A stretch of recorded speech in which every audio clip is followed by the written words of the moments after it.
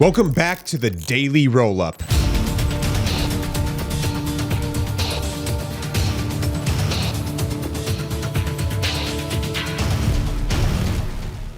Here's a good reason why you don't ever laze aircraft. On September 27th of 2025, during a law enforcement operation near Northwest Ice Processing Center in Portland, Oregon, a U.S. Customs and Border Protection helicopter was hit by a high-powered green laser beam while flying overhead, along with another aircraft that was in the vicinity, because somebody was just like wildly flashing their laser all over the place. The incident occurred amid the reported far-left protests and riots that had been happening at the facility, posing a serious risk to pilots as laser strikes temporarily blind aviators and are classified as a federal felony under 18 USC 39 Alpha. 2 days later, on September 29th, FBI agents alongside Homeland Security investigations and the Federal Protective Services executed a search warrant at a nearby residence believed to be linked to the laser operator. During the raid, authorities recovered the laser device used in the attack. 4 individuals, all confirmed to be undocumented migrants living in the U.S. without legal status, were detained at the scene immediately and transferred to ICE enforcement and removal operations custody for deportation processing. No criminal charges related to the laser incident have been filed as of September 30th, but the investigation remains ongoing. Now, thermal imaging from the CBP helicopter captured the green laser strikes in real time, highlighting the precision and the danger of the act over a residential area near the ICE facility. Eyewitness videos from the scene show the helicopter circling the facility under cloudy skies with visible security features like floodlights and perimeter fencing and stuff like that. Now, the events that have been going on up in Portland have been drawing a lot of attention from people on social media, and there's commentators emphasizing the federal crime aspect and the role of immigration enforcement in public safety. There's a lot of eyes on Portland right now. So anyway, I would keep paying attention to what's going on up there and just monitor the situation. Also, don't laze aircraft. I gotta be honest, some of these Ukrainian pilots are built different, bro. This footage right here was recorded from the cockpit of a Ukrainian Army Aviation Mi-24 Hind attack helicopter and was shared widely online in September, like late September. And it was only a 14-second clip, but this pilot took the gunship and basically hugged the asphalt of a multi-lane motorway so closely that it barely clears the road's median barriers and passing vehicles, weaving slightly to maintain its path amid grassy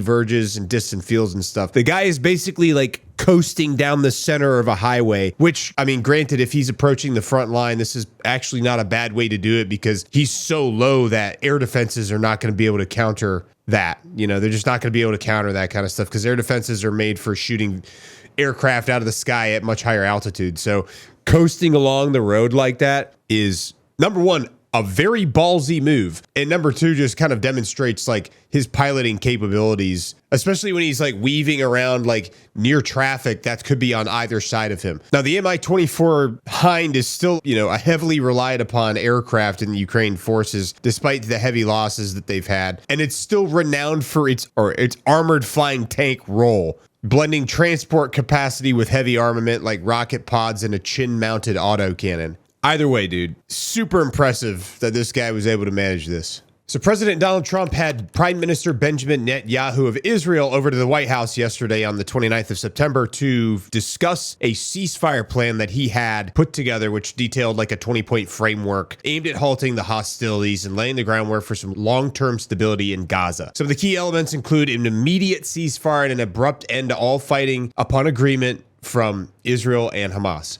Another piece is a hostage and prisoner exchange, which basically dictates that all remaining Israeli hostages held by Hamas will be released within 48 hours. And then in exchange, Israel would release a significant number of Palestinian prisoners currently detained in Israel. In addition to that, there's going to be a major increase in food deliveries and aid deliveries to Gaza to address the humanitarian crisis, including food, medical supplies, and reconstruction materials. Also, they're talking about a governance transition and transferring administrative control in Gaza to an interim body of Palestinian technocrats, nonpartisan experts, overseen by an international, quote, board of peace. The board would be chaired by President Trump himself and former British Prime Minister Tony Blair as a prominent member. Hamas and other militant factions would be explicitly excluded from any governance role. Security arrangements is another piece. Israel would retain control over Gaza's borders and perimeter for security purposes with a gradual withdrawal of Israeli forces from populated areas over time. And you can see in this picture kind of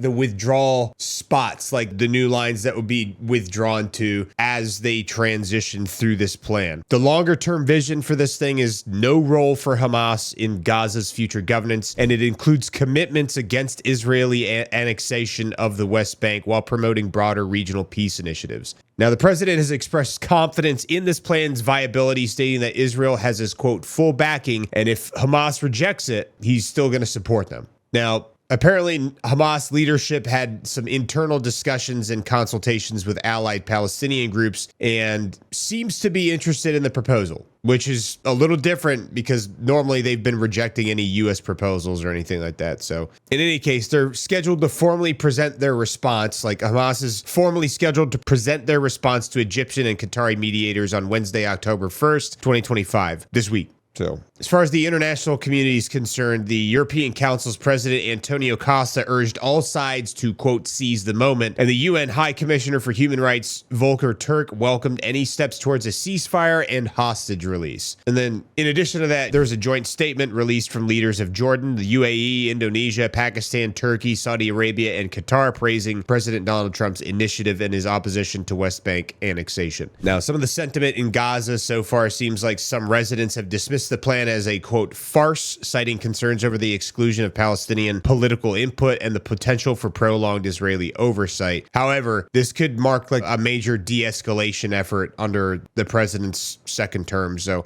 though, like the success of this really does hinge on whether or not Hamas formally replies and accepts this new plan. So, we'll see how that goes. I'm sure when these Turkish fishermen woke up that morning that this was the last thing they thought they would see. On September 30th of 2025, some Turkish fishermen spotted and recovered an unmanned surface vessel, an unmanned maritime vehicle drifting off the coast of Karsibasi, which is in the Trabzon province on Turkey's Black Sea shoreline. The fisherman who described the object as unfamiliar towed it to shore and immediately alerted authorities. Apparently, the Turkish Coast Guard teams quickly responded to the scene, securing the area and towing the vessel to the nearby Yoros port for safety. Initial assessments suggested that the drone might be loaded with explosives, prompting its location to be moved to a more secure site away from populated areas, which was probably a good idea just in case, because you don't know like what state the explosives are in if there's explosives on board. Now, specialist underwater offense teams from the Turkish military were deployed to examine the drone on site, conducting a thorough investigation into its contents and functionality. And then the Trabzon governor's office issued a statement classifying it as a, quote, foreign origin object. And then they emphasized that all necessary security measures had been implemented. They also advised the public not to approach or handle similar discoveries in the future, urging reports directly to security forces instead. Please don't touch this. We don't want you to accidentally blow yourselves up. Visuals from the scene show a sleek gray unmanned surface vessel approximately 5 to 6 meters long, resting on a concrete surface at night under floodlights, and it featured a low-profile hull with mounted antennas, sensors, and a central mast-like structure, probably for radar or communication, and what appears to be a deployable frame or cradle at the stern. Several officials in the uniforms and civilian attire are visible standing around it, inspecting from a safe distance with a pickup truck parked nearby. Now, preliminary expert analysis points to the drone being a Ukrainian-made Magura V5, which is a multi-purpose unmanned surface vessel developed by Ukraine's main Directorate of Intelligence. And then while initial reports compared it to the British-supplied Wasp or Snapper kamikaze drones used by Ukraine in the Black Sea operations against Russian naval targets, the design closely matches the Magura V5 series. Now, some observers noted that there are some potential design variations, such as unique towers on the aft section, suggesting it could be a modified or newer variant, but nonetheless, the Magura V5 is a pretty versatile 5.5 meter long unmanned surface vessel that's been pretty capable of executing missions for the Ukrainians in the Black Sea since the war started off. It could travel up to 42 knots, has a range of about 800 kilometers, and carry up to 320 kilograms of payload, including explosives for kamikaze strikes. Or it could be configured for reconnaissance, surveillance, mine countermeasures, or rescue missions. So they're pretty versatile. Ukraine's been deploying these things to the Black Sea since 2022 pretty extensively, and they've credited these specific models with damaging or sinking at least 16 to 17 Russian warships, including high-profile successes like the sinking of the Moskva cruiser. As of mid-2025, Ukraine publicly showcased the Magura series at defense exhibitions and has highlighted its role in asymmetric naval warfare pretty frequently. Looks like China was getting some missile tests done on the 29th of September of 2025 because a bunch of reports were emerging about this missile test with eyewitnesses capturing the footage and sharing it all over social media. A lot of the eyewitnesses captured this footage showing an arcing projectile streaking across the evening sky. The launch appears to have taken place in eastern China, though the exact location remains unconfirmed, and local residents described it as a dramatic sight visible from both rural and urban areas. Now, some of the videos that were shared all over X and other places show a vivid orange exhaust trail from what experts and observers speculate is a surface-to-air missile interceptor, possibly from an advanced air defense system like the HQ-9 or HQ-16 series. Now, in one of the clips from the countryside vantage point during twilight, the missiles climbed steeply, leaving a curved glowing path against a fading sunset, suggesting a high-altitude test.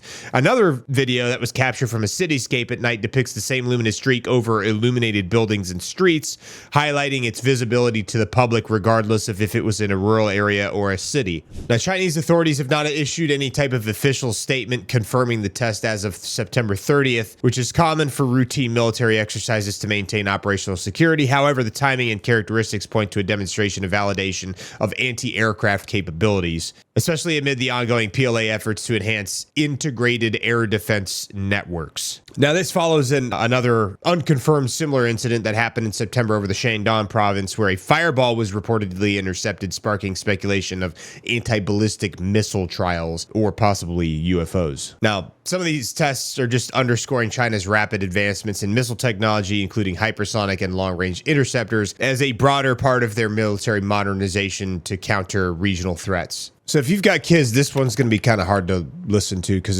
this is a tragic situation, to be quite honest with you. On September 9th of 2025, a man by the name of Stephen Federico, who is a resident of Waxhaw, North Carolina, attended a House Judiciary Subcommittee on Oversight field hearing titled, quote, Victims of Violent Crime in Charlotte, North Carolina. The hearing was focused on the pretrial release policies and repeat offenders, which became a flashpoint for national debates on crime.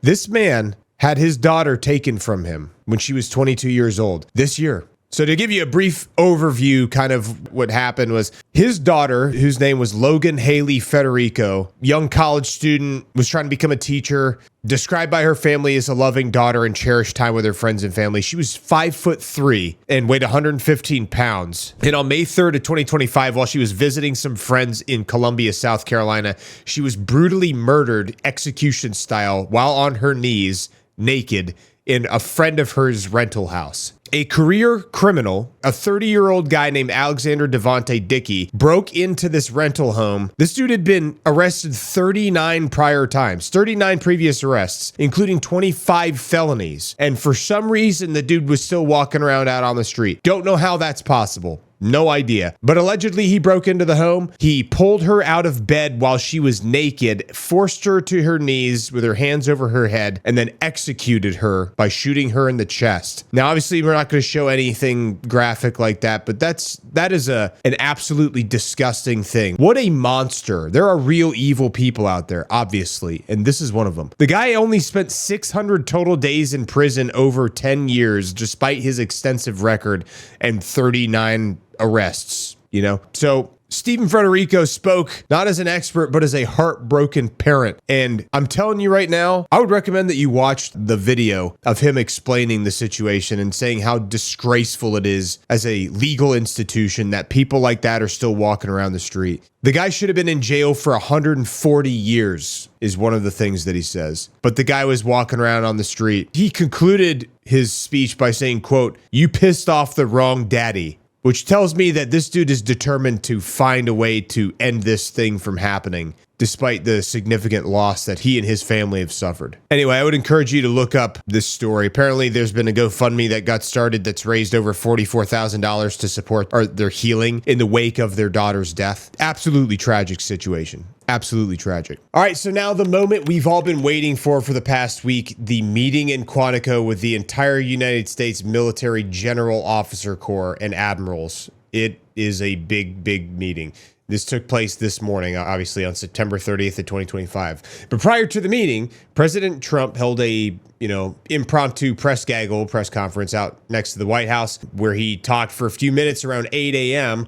about the anticipated event and the unprecedented gathering of roughly 800 top military officers. And in his signature off-the-cuff style, he cracked some jokes, said some things that people might cut up into some clickbait later. But anyway, let's talk about it a little bit. So Trump opened by addressing the unusual scale of the assembly, which had drawn a lot of criticism for its short notice and security implications, because obviously there's people coming from all over the entire world, and you're gathering the entire United States military general officer corps and admirals all into one spot. So, and it costs a lot of money to get everybody across the planet back here from wherever they're at. So he even conceded to the financial and logistical burden, saying, quote, there's a little bit of expense, end quote. So that shows that he's tracking that it's definitely expensive and logistically tough to get this kind of a thing happen. So at least he nodded to it, acknowledged the fact that that was a fact. One of the big central things to his pitch to the press was the fact that he had a pretty optimistic view for revitalizing the armed forces under his administration, promising sweeping enhancements, declaring, quote, together over the next few years, we're going to make our military stronger, tougher, faster, fiercer, and more powerful than it has ever been, end quote. And he's tying a lot of this to the ongoing efforts led by Secretary Pete Hegseth, emphasizing kind of a shift away from what he and his team have referred to as bureaucratic bloat and woke distractions, and shifting more towards a combat-focused ethos, which is later echoed in the speech that Secretary Hegseth gave in Quantico as well.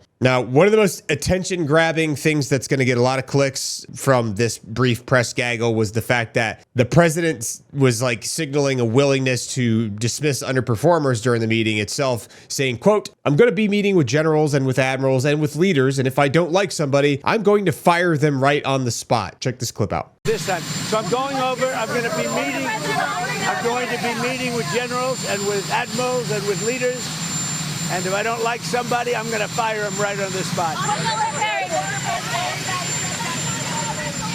Now, he elaborated further as well, saying, quote, when they're not good, when we don't think there are warriors, you know what happens? We say, you're fired. Get out. Now, this would just be, a continuing trend from the past, 8-9 months, because since the administration came in January 2025, there's been over a dozen generals and admirals that have been ousted for various reasons, but the administration typically cites performance or ideological misalignment being the reasoning behind a lot of it. While no firings occurred at Quantico, the comments heightened the pre-meeting tension that attendees probably had, and fueled more speculation about a potential purge, which didn't end up happening anyway. But in any case, he veered into similar familiar things that are publicly happening a lot, talking about like all the career criminals that invaded the country during the open border policy that we had, talking about civil liberty advocates and like addressing crime, talking about like his America First agenda, talked about Ukraine, talked about the Middle East, but which he elaborated on at the meeting in Quantico in front of all the flag officers as well. But anyway, let's get into the event. So the event actually kicked off in Quantico, Virginia at the Museum of the Marine Corps around 8:15 a.m.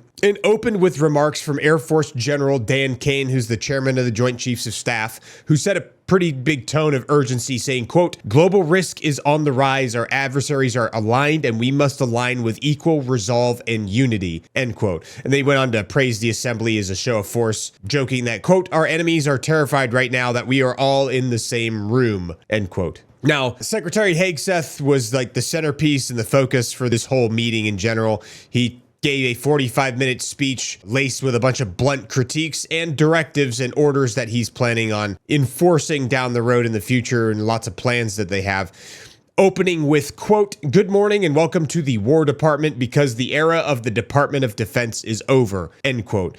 And then he blamed foolish and reckless politicians for decades of decay and blamed past leadership for fostering a, quote, woke department, declaring that political leaders set the wrong heading and that we lost our way and we became the woke department, but not anymore, which is part of what he also said. Another big focus that he brought up was fitness being a main focal point for his, initiatives as well, announcing that mandatory twice yearly physical training tests are going to happen for all uniformed personnel, including 4-star generals, with strict height and weight and body composition standards. So no matter what rank you are, you're never going to be exempt from height, weight, and body composition standards. He elaborated on this by saying, quote, frankly, it's tiring to look out at combat formations positions and see fat troops. Likewise, it's completely unacceptable to see fat generals and admirals in the halls of the Pentagon, he said. And then he also added the ban on beards and long hair to enforce uniformity. In total, he outlined 10 new directives to be issued immediately, including combat field tests for arms units and a 20% reduction in 4-star billets, which just kind of elaborates on a memo that was released in May targeting 10% cuts